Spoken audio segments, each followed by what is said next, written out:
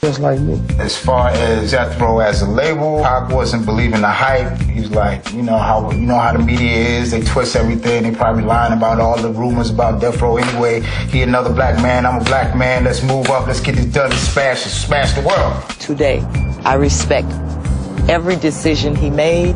He made none of them as a victim.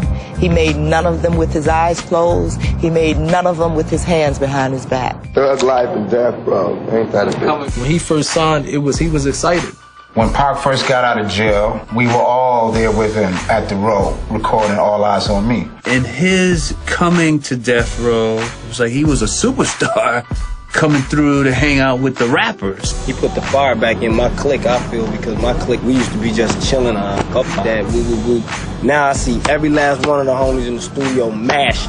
I'm finna get my dish done. I'm getting my dish done. It was good seeing Pac work and enjoying himself. Pac was working 2 rooms at one time. He was doing one song with one bunch of guys in Studio A, then be working on a totally different song, Studio B, with a different bunch of guys. Where some guys would go to the studio and it would take them a day to do a rap song. Tupac came in and it was like the main focus was, let's get this song done. And once you got that song done, as far as recording his vocals, there was another one going up.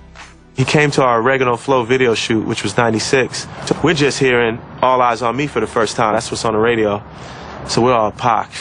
Track, oh, number 7. Oh, you know, 2 of America's Most Wanted. He's like, huh? Oh, yeah, whatever. Check this out. Y'all got a box? And right at the video set, he put in Machiavelli. He said, yo, I need a new track from you that don't sound like nothing you've ever done. I'm like, okay, cool. I'll be right back. He said, no, I want you to do it right here in front of my face. And he had like 6 girls, all the Outlaws was in there, some of their friends was in there.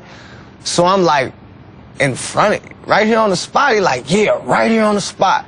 So damn, Q, I'm like, oh, snap. Oh, snap. I'm like running under the arms. I'm nervous.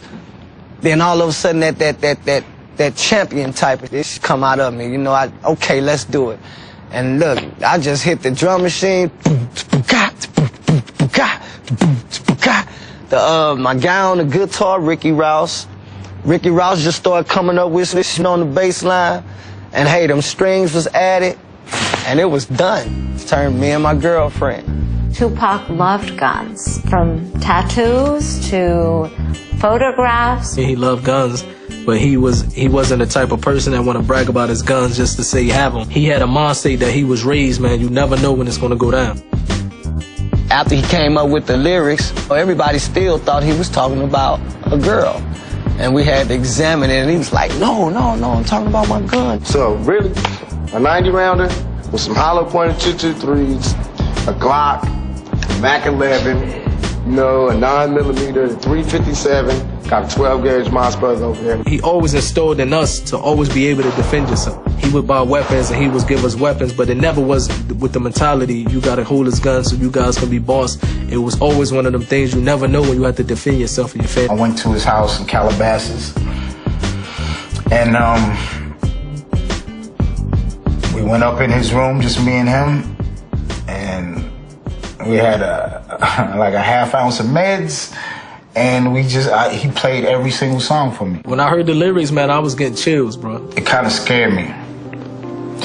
Honestly, it scared me. The very first song I gave Pac was Blasphemy. He took it in there, did it in like 30 minutes, and I'm like, whoa. We wasn't religious people. Pac, and I remember he said, man, I don't really know too much about the Bible or too much about religions.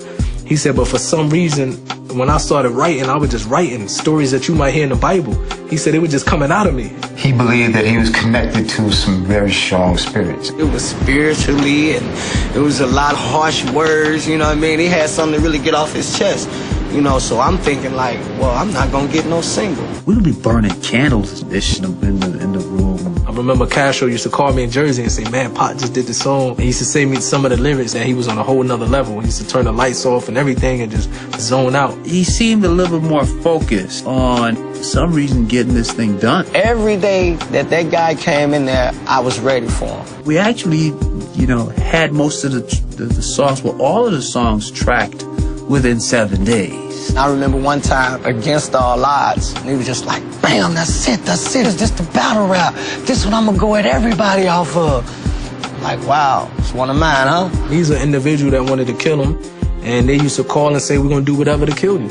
So Pac took it in a way where this is real, you know what I mean? But the way he can express his words back to his enemies is through his music. I asked him, I'm like, yo, when this come out, it's gonna be hot outside. He didn't care. He was more happy with the artistic work that he did. He didn't care about the repercussions or whatever. He just wanted that to come out. When you heard him end that song saying, remember you told me not to go to war until I got my money right. He said, now I got my money right, now I want war.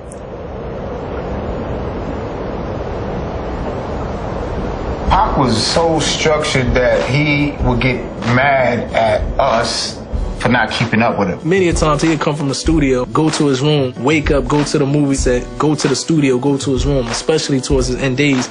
He was very busy. You outright everybody, out-rap everybody, and still have more energy than everybody. Sometimes he would work so hard till I would look at him and feel like he was working like a slave. No rest, like rest when we dead. We ain't rich yet. He definitely felt like he knew his time was coming to an end. He was very happy because he had like a parallel universe working, He was fulfilling his obligation, but he was also creating a new road.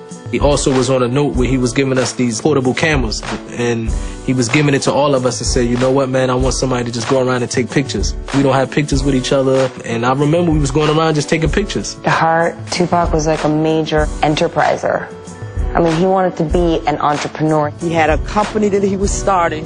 He wanted to start his music there. He had a whole operation. It seemed like this guy was setting up different individuals just in case. Usually all the outlaws travel with him.